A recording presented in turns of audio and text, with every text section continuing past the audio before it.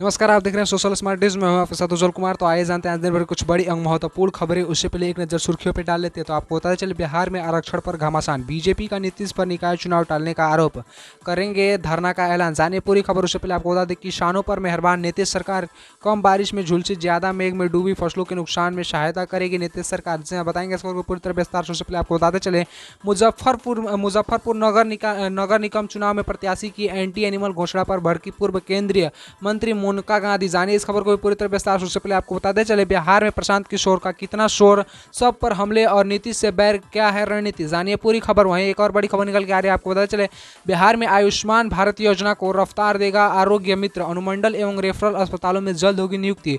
बता दें एक और बड़ी खबर निकलते आ रही है। तो आपको बताते चले पटना, भागलपुर, कटिहार, मुजफ्फरपुर, हाजीपुर, समस्तीपुर में कब निकलेगा करवा चौथ का चांद। जानिए इस चैनल के माध्यम से। तो चैनल पर नया चैनल सब्सक्राइब कर लीजिएगा। वीडियो को अभी तक लाइक नहीं तो वीडियो को लाइक कर दीजिए, क्योंकि एक लाइक से ही आपका हमारी मेहनत का फल आपके एक लाइक से ही मिलता है। तो आइए जानते हैं आज के दिन भर कुछ बड़ी एवं महत्वपूर्ण खबर।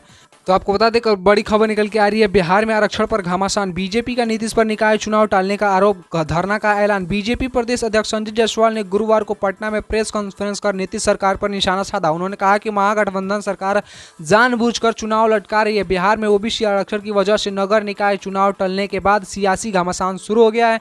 नीतीश कुमार की पार्टी यहां इसका ठीकरा बीजेपी पर फोड़कर धरना दे रही है। वहीं अब बीजेपी ने महागठबंधन सरकार पर अति पिछड़ों के आरक्षण को लेकर साजिश करने का आरोप लगाया है। इसके लिए 17 अक्टूबर को बीजेपी प्रदेश भर में धरना प्रदर्शन करेगी। आपको बता दें कि नीतीश सरकार पर उन्होंने आरोप लगाया कि जानबूझकर चुनाव लटका रही है। तो आपको बताते चले ऐसे में आयोग के गठन कर नगर निकाय चुनाव कराने के लिए 30 दिन का अल्टीमेट दिया गया है। बीजेपी नेता जायसवाल ने कहा कि 17 तारीख को राज्य भर में आरक्षण बचाओ चुनाव कराओ नारे के साथ प्रदर्शन किया जाएगा। बीजेपी नेता सभी प्रखंडों में नीतीश सरकार के खिलाफ धरना देगी और चुनाव जल्द कराने की मांग करेगी। वहीं दूसरे और जेडीयू ने गुरुवार को बीजेपी को आरक्षण विरोधी बताते हुए प्रदेश भर में धरना प्रदर्शन किया है। पटना के गांधी मैदान में प्रदेश स्तरीय धरना दिया गया है, जिसमें जेडीयू अध्यक्ष ललन सिंह समेत अन्य नेता मौजूद रहे। जेडीयू का आरोप है कि बीजेपी पिछड़ा वर्ग के आरक्षण के विरोध में नगर निकाय चुनाव स्थगित होने का कारण बीजेपी को पुरानी नीतियां हैं। तो आप लोगों को क्या लगता है, क्या ये बीजेपी की गलती है या इन सारे नेताओं की? तो कमेंट में हमें जरूर बताइएगा। तो अब तक सबसे बड़ी खबर निकल के आई सामने। एक और बड़ी खबर निकल के आ रही है। तो आपको बताते चले किसानों पर मेहरबान नीतीश, कम बारिश में झुलसे या ज्यादा मेघ में डूबी फसलों के नुकसान का सहायता करेगी नीतीश सरकार। मुख्यमंत्री नीतीश कुमार ने गुरुवार को अधिकारियों को निर्देश देते हुए कहा कि हर जिले के प्रखंड, पंचायत, गांव और टोला स्तर पर फसल नुकसान के आकलन कराए गए हैं। इसके अनुसार प्रभावित शहर सहायता उपलब्ध कराए। मुख्यमंत्री नीतीश कुमार ने पदाधिकारियों को निर्देश दिया कि कम बारिश के कारण जिन किसानों का फसल नुकसान हुआ है उन्हें शीघ्र सहायता उपलब्ध कराया जाए। सीएम नीतीश ने कहा कि जिले के प्रखंड, पंचायत, गाँव और टोला स्तर पर फसल नुकसान के आकलन कराए गए हैं, जिसके अनुसार प्रभावित सहायता उपलब्ध कराएं। मुख्यमंत्री ने गुरुवार को राज्य के कम बारिश और अनियमित वर्षा के कारण उत्पत्ति स्थिति की समीक्षा की। मुख्यमंत्री नीतीश कुमार ने यह भी निर्देश दिया कि अक्टूबर माह में अधिक बारिश के कारण फसल क्षति की जानकारी मिली है, ऐसे किसानों का भी आकलन कराकर उन्हें सहायता दे। जिन किसानों का डीजल अनुदान बकाया है उन्हें भी इसका शीघ्र भुगतान किया जाएगा। तो अगर आप लोगों का भी अगर फसल नुकसान हुआ है या डीजल जैसे आप लोगों को भी लगा है खेत पटौने में,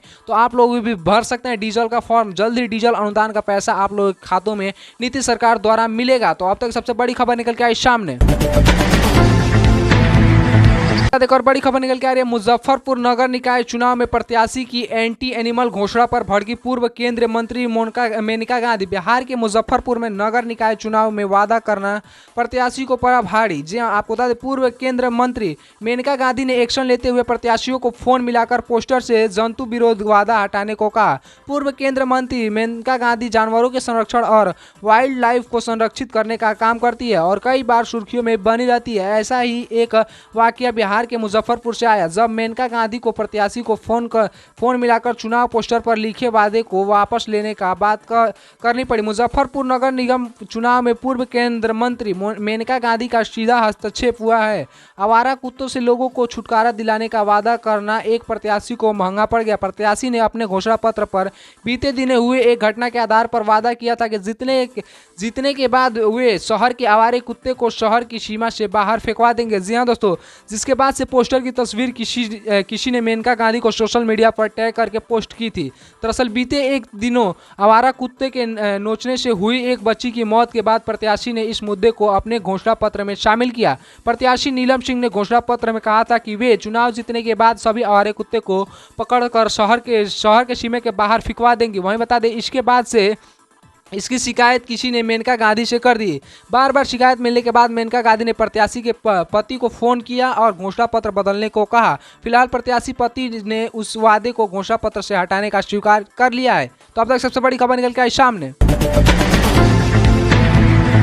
वही बता दें, और बड़ी खबर निकल के आ रही है, बिहार में प्रशांत किशोर का कितना शोर, सब पर हमले और नीतीश से बैर, क्या है रणनीति। पीके का एक तरफ वह जनता को जागरूक करते दिख रहे हैं, तो वहीं परिवारवाद, भ्रष्टाचार जैसे मुद्दों पर तीखे हमले भी कर रहे हैं। हर किसी की नजर है कि प्रशांत किशोर खुद किसी रणनीति पर चल रहे हैं। करीब एक दशक तक पीएम नरेंद्र मोदी, नीतीश कुमार, कैप्टन अमरिंदर सिंह केसीआर और ममता बनर्जी जैसे नेताओं के लिए चुनाव रणनीति बनाने वाले प्रशांत किशोर अब खुद पद यात्रा पर निकल चुके हैं।